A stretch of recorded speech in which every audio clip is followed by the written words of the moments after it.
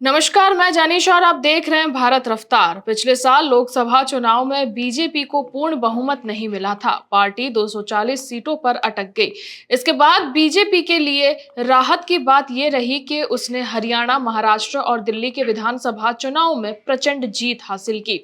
इन राज्यों की जीत ने पार्टी में नई ऊर्जा का संचार किया। ऐसे में बीजेपी के लिए अगला अहम टारगेट बिहार है, जहां इस साल के आखिर में चुनाव होने वाले हैं। ऐसे में केंद्रीय गृह मंत्री अमित शाह का 2 दिन का दौरा बहुत ज्यादा अहम है। केंद्रीय गृह मंत्री अमित शाह ने बिहार में कई सार्वजनिक कार्यक्रमों में हिस्सा लिया। इस दौरान बीजेपी और एनडीए के सहयोगियों के साथ चर्चा भी की।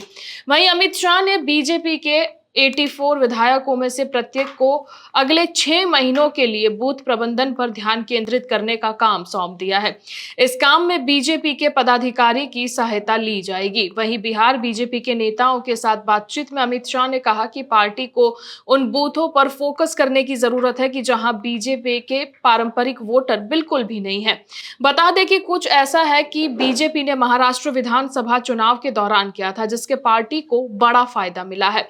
गृह मंत्री ने यह भी कहा कि बूथ मैनेजमेंट के अलावा वेलफेयर स्कीम के लाभार्थी बीजेपी की चुनाव सफलता की अहम कड़ी साबित हो सकते हैं। बीजेपी नेताओं और पदाधिकारियों के साथ लगातार 2 बैठकों में अमित शाह ने एक मजबूत एनडीए के बारे में बातचीत की है, कि जिसमें उन्होंने जेडीयू के चीफ और सीएम नीतीश कुमार का जिक्र किया है। अमित शाह ने सहयोगियों से कहा कि प्रधानमंत्री नरेंद्र मोदी साल के अंत में होने वाले विधानसभा चुनाव तक लगभग हर महीने राज्य का दौरा करेंगे। अमित शाह के साथ बैठकों में मौजूद एक बीजेपी नेता ने कहा कि दोनों बैठकों से सबसे महत्वपूर्ण बात यह निकली कि बिहार को फिर से जीतना बहुत ज्यादा महत्वपूर्ण है, क्योंकि ये 2026 में होने वाले बड़े विधानसभा चुनाव जैसे कि पश्चिम बंगाल, असम, तमिलनाडु और केरल के लिए एक गति निर्धारित करेंगे। बीजेपी के एक वरिष्ठ नेता ने कहा कि सूक्ष्म स्तर पर बूथ प्रबंधन का मतलब है कि बूथवार परिणामों का अध्ययन करना और स्थानीय सरकारी अधिकारियों से आयुष्मान भारत, पीएम उज्ज्वला योजना और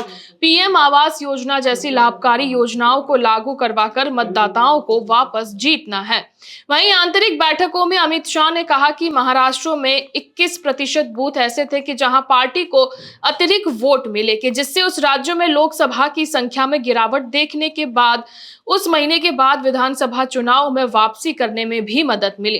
उन्होंने कहा कि बीजेपी को बिहार में भी यही लक्ष्य रखना चाहिए। वहीं गृह मंत्री ने एनडीए दलों के मजबूत सामाजिक संयोजन के बारे में बात की और कहा कि इससे पार्टी को बढ़त मिलेगी। अमित शाह ने पटना में एक कार्यक्रम में नीतीश कुमार के साथ मंच भी साझा किया, कि जहां 800 करोड़ रुपए की केंद्र और राज्य सरकार की योजनाओं का शुभारंभ करवाया गया और अनावरण किया गया। बाद में अमित शाह ने गोपालगंज में एक जनसभा को संबोधित किया, कि जहां उन्होंने 1990 से 2005 तक सत्ता में रहने के दौरान विपक्षी राष्ट्रीय जनता दल पर जंगल राज को लेकर निशान साधा। बता दें कि पिछले महीने जब गृह मंत्री अमित शाह बिहार आए थे तो उन्होंने मिथिला क्षेत्र में सीतामढ़ी में सीता मंदिर के पुनरुद्धार की बात कही थी। वहीं एनडीए की अंदरूनी सूत्रों के अनुसार बीजेपी और जेडीयू 100 सीटों पर चुनाव लड़ने की बात कर रही है, जबकि 43 सीट जो है उसमें चिराग पासवान की लोक जनशक्ति पार्टी और उपेंद्र